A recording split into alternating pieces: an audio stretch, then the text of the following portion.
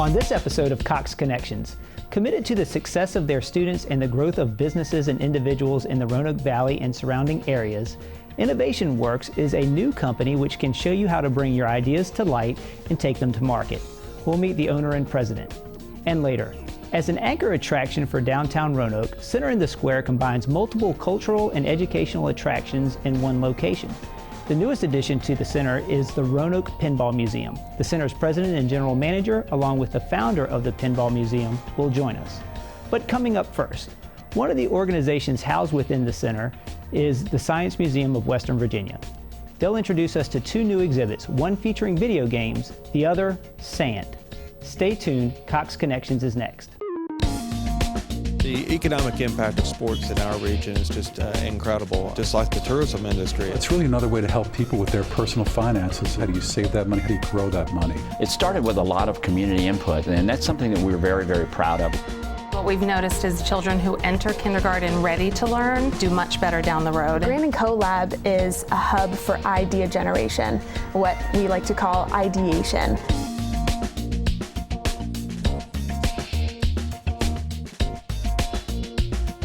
Welcome to Cox Connections, a link between you, our customers, and what's happening in the community we share.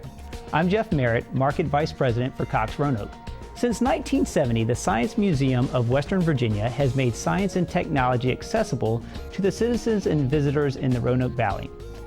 It has fostered lifelong learning through a variety of innovative programs and interactive exhibits. Two new exhibits are underway where you can discover the science hidden in video games called Pixel Play and an augmented reality sandbox. Kellogg and Sean Rider are here with us to tell us a little bit more about it.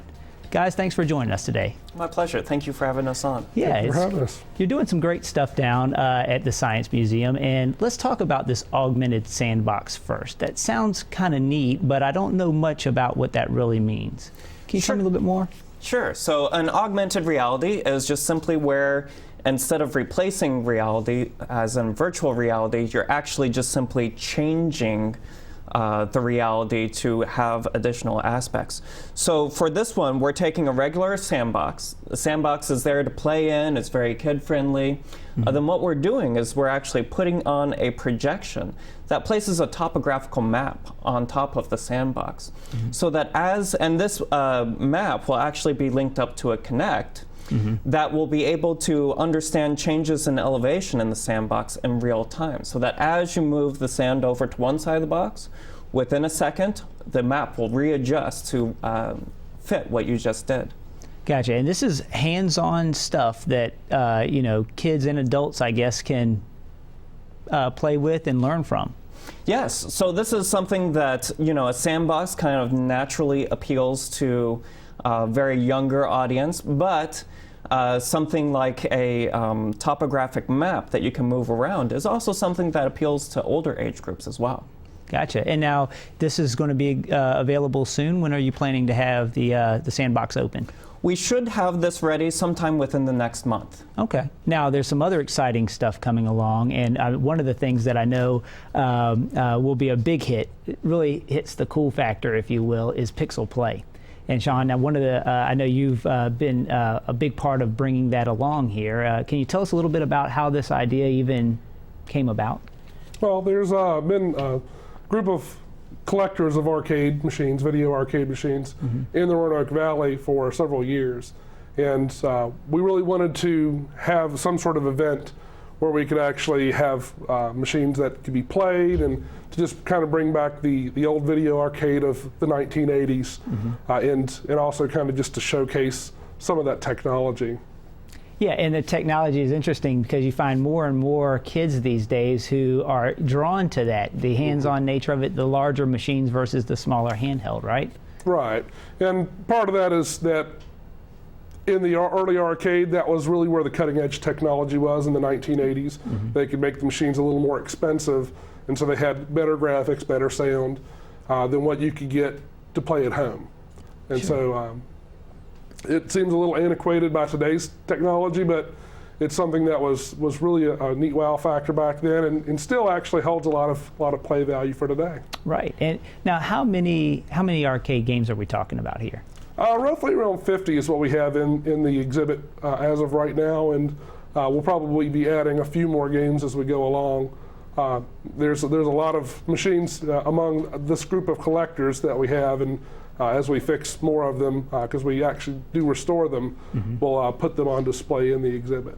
Gotcha. Now there's not only the fun piece, which I think is really important, and I think it's great to draw in folks with the entertainment value, but there's the educational value as well.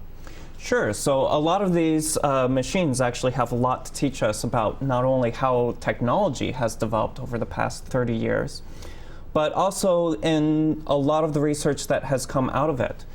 So a number of medical researchers are now looking at video games as a way to combat neurological disorders, such as the loss of hand-eye coordination and cognitive abilities that declines over age, or in the case of dyslexia, having to retrain those pathways. So, you can talk about not only, here's hand-eye coordination and the other things that are probably pretty common, but the other things that are coming from video games as well. Exactly. So I think that, in addition to the hugely entertaining side of being able to play all these arcades that many of us remember from when we were younger but haven't been able to see in quite a while, we also have a lot of information and science that we can learn from with these machines. How about the history of these machines? Will you have much about that in terms of where they came from or where they originated or anything along those lines? We don't have as much about the history. We do have some information that will be centered around how these games have affected the culture throughout the years and some of the things that go into, the culture of video games. For instance, the tradition of placing a coin down on a machine to signify that you have the next game after the person is done. Right. So yeah, absolutely the cultural aspects. Now, Sean, you mentioned that we have you're a club that's or a group that has an organization that's come together to help bring these here. A number of different donors have provided machines for this exhibit. Yeah, there's about 4 or 5 of us in the area that have put machines, our own personal collection, from our own personal collection into the exhibit. And we're actually all met on a larger internet group, which has gone by the name of CLOV in the past, which stands for Killer List of Video Games, or as it's currently called, is arcademuseum.com, or the International Arcade Museum. Okay. And it's dedicated to pinball as well as video arcade, and a lot of resources and forums there for working on machines, repairing them, restoring them, and getting them back to their pristine condition. Great. I mean, I think those donations make a big difference, and obviously it will be very welcome there. And this exhibit is expected to run for a few months, so into early 2016? That is right. Okay, great. Now, is there any charge to get into the arcade portion, to Pixel Play, or is that separate? Can you tell us a little bit about that? So the Science Museum of Western Virginia itself has an admissions price.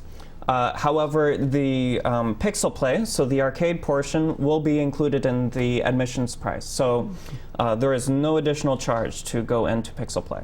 Excellent. So come in, get an opportunity to play in the Sandbox, have an opportunity to play at Pixel Play, obviously the educational aspects of it as well. So it's the total package. We certainly think so. All right, great. Well, thank you guys so much. I really appreciate you coming in today and telling us a little bit about both the Sandbox and Pixel Play. Best of luck to you with those exhibits. Thank you very much. Thank you, Jeff. To learn more about the Science Museum of Western Virginia, go to smwv.org. Stay with us, more Cox Connections after the break.